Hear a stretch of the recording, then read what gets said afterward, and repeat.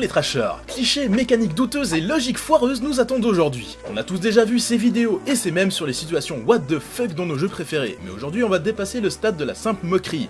Décortiquons ensemble les plus grosses incohérences dans l'univers du jeu vidéo.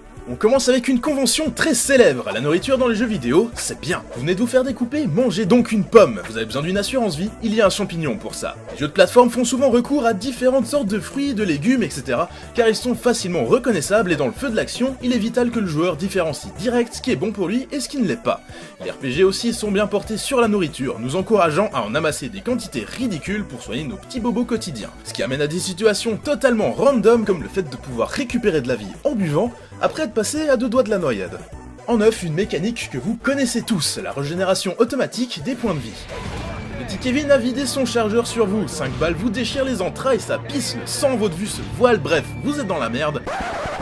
Ah mais non en fait, on est dans un FPS moderne, et hop, voilà tout frais tout rose pour aller vous refaire charcuter. Bon, je vous l'accorde, certains shooters comme Mass Effect donnent des explications assez précises sur la raison de leur régénération automatique.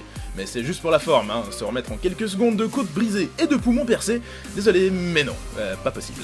Et après les avoir un peu trollés, on notera que les FPS ne sont pas les seuls jeux à proposer de la régénération automatique. Coucou les MOBA, coucou les RPG. La régène auto est un des symboles de la casualisation relative des jeux vidéo ces dernières années, et qu'on le veuille ou non, cette incohérence va nous suivre encore longtemps.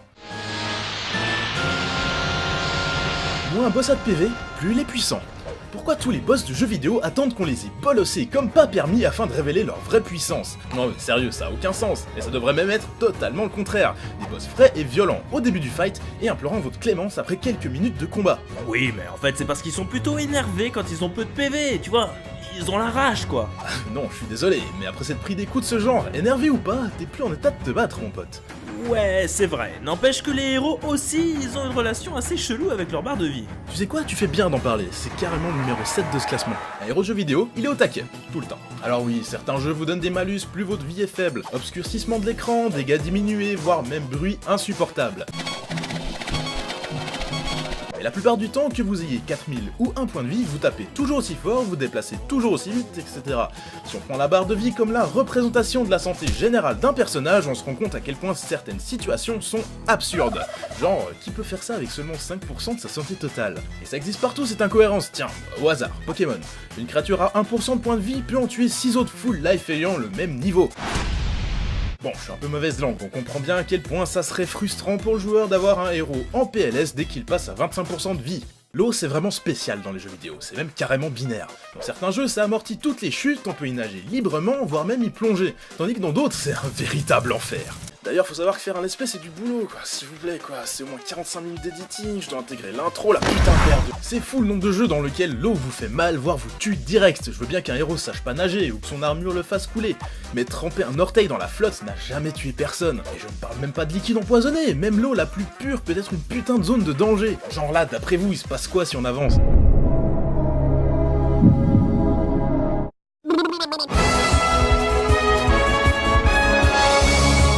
Ouais, c'est ridicule. En 5, le design de certaines armures, féminines pour la plupart. Les amateurs de RPG japonais et de MMO doivent sentir où je veux en venir. Si vous ne voyez pas de quoi je veux parler, jetez un œil à ça. Oui, l'armure de droite est bien la plus résistante. Je vous apprends rien, c'est un grand classique du jeu vidéo, et les joueurs ne ratent pas une occasion pour en rigoler. C'est quand même assez fou comme cliché, celui-là non plus on n'est pas prêt de le voir disparaître. Bonjour Xenoblade Chronicle X, sorti en décembre 2015. Cependant les hommes sont pas épargnés, souvent recouverts de la tête aux pieds d'armures lourdes et inconfortables au possible, en plus d'être assez ridicules. Et quand les devs nous donnent des armures réalistes, les modeurs prennent leur lait. En bref, protégez-vous avec ce que vous pouvez dans les jeux vidéo. De toute façon, c'est du grand n'importe quoi.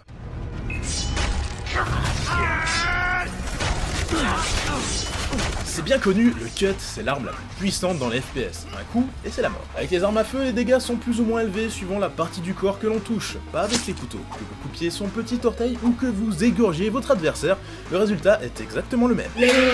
Mais prenons de la hauteur. Cette différence arme blanche, arme à distance est visible à peu près partout en fait. Beat'em all, jeux de plateforme ou encore RPG futuriste, ça ne fait aucun sens d'un point de vue objectif. Bah oui, les armes à feu sont de loin les plus dangereuses, mais ça s'explique par le fait qu'il est plus périlleux d'affronter un ennemi au corps à corps qu'en le canardant depuis un coin de la salle. Il est donc logique que les développeurs nous récompensent pour notre prise de risque. Et puis bon, ça permet de légitimer les fameuses grosses épées.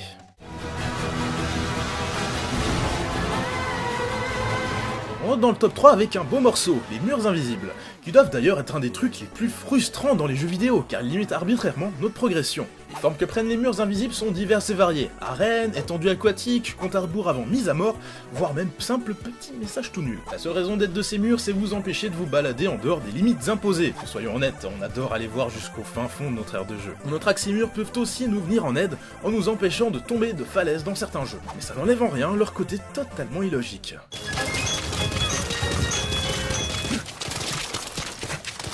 En 2, vous l'attendiez, les tailles what the fuck des inventaires. Transporter 36 épées, 2 haches et 5 armures sans sac à dos, c'est possible. Par contre, si on y ajoute une dague, vous marcherez 3 fois moins vite. Logique? Je ne pense pas. Déjà, on peut transporter un nombre indécent de choses sans aucun souci, les objets étant stockés dans une dimension parallèle qu'on appelle l'inventaire. Évidemment, quand on parle d'inventaire, on pense forcément au RPG, mais c'est vraiment une incohérence qui s'applique à tous les types de jeux. Porter un AK, une mitraillette, un bazooka et tous leurs chargeurs, easy peasy. Puis arrive un moment où le jeu en a marre qu'on le pille dans le plus grand des calmes, arrivent alors les malus, ou pire, l'interdiction de transporter quoi que ce soit de plus. Ce qui est incohérent, c'est pas de limiter notre capacité à porter du stuff, mais le fait que cette limite soit rigide est totalement arbitraire. It looks really heavy.